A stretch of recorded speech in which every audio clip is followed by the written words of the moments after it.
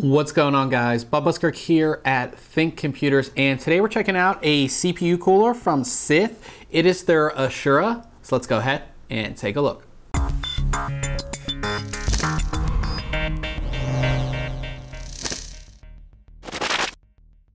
The Ashura comes in a very nice retail box. As you can see here on the front, there is a picture of the unit, and it lets us know some of the main features, and pretty much all around this is information on the actual cooler itself. There's quite a lot of information on here. So again, if you are at the store, you can get a lot of information about this cooler before you go ahead and buy it. Of course, you know that we're just going to go ahead and open this up and see what we have inside here. So as we open it up, everything seems to be pretty nicely packaged in here, as you can see. And we'll try to get it all out. So this box, I assume, will have all of our mounting hardware and instructions and all of that. And which it does. So we have, if we can get it all out, we have all of our mounting brackets. You can see I have the fan clips right here, and then all of our mounting hardware. Thermal paste is in there as well. All of the mounting hardware for both AMD and Intel setups, and it does support, again, both AMD and Intel, all of the latest sockets, so you shouldn't have a problem with compatibility on any systems currently.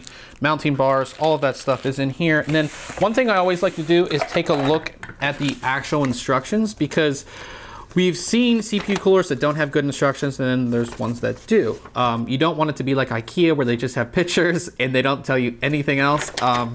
So with this, again, we have a lot of information here, large pictures, diagrams. Might be hard to see because of the glare from our lights, but there is quite a lot of information on here, and it's all in detail. So as far as knowing how to do installation, it should be pretty easy. And then we'll take the actual heatsink out, and then there's actually a fan here. So the fan doesn't come attached, and that is, we see that a lot, just because you might want to put the fan on the back or the front. It all depends really on how you want to do it. And a lot of times with installation of heat sinks, you actually have to take the fan off anyway, so they don't, of course, have it on here. So the fan itself is Scythe's own Glidestream 140, which is a 140 millimeter PWM fan. And as you can see, it's not overly thick. And the reason for that is because once you have this installed, you want to have some good clearance for those high memory modules that you may have, or even memory modules in general. So the thinner the fan, obviously, the more clearance you are going to have in that situation. So taking a look at the cooler itself, it is your typical tower cooler. So if you can guess, what that means is we have a single tower here. Tower design, vertical design, that is why they call it a tower CPU cooler. So we have that all aluminum heatsink here, and then on the top, we have a nice brushed aluminum piece. I don't know if you guys can see that. A really awesome brushed aluminum piece here that does have the Scythe logo on it. So again, if you do have this installed in your system, people are actually going to see that.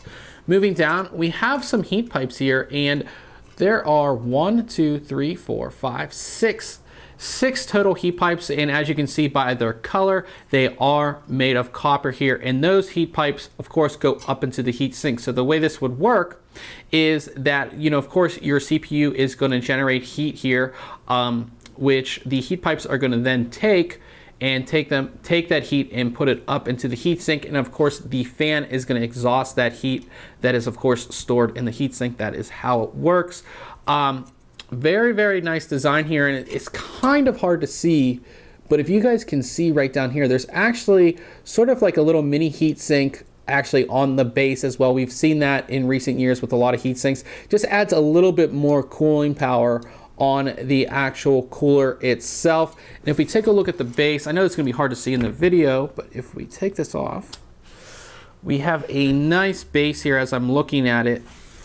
You guys can kind of see that again. It's gonna be very hard to see in the video, but a nice base. And that's gonna, the reason why you look at the base, because if there's machining marks or anything like that, it's gonna be uneven, and you don't want uneven an uneven base sitting on your CPU, it's not going to provide that good even contact that you want. So this does have that, and it's very, very nicely machined, completely flat. And that is basically it. This is a nice little tower heatsink here. I'm excited to get it installed and see what it can do. So make sure you check back very soon on thinkcomputers.org, as we will have our full written review of this product. And remember guys, if you do enjoy our videos, why don't you subscribe? Catch you guys later.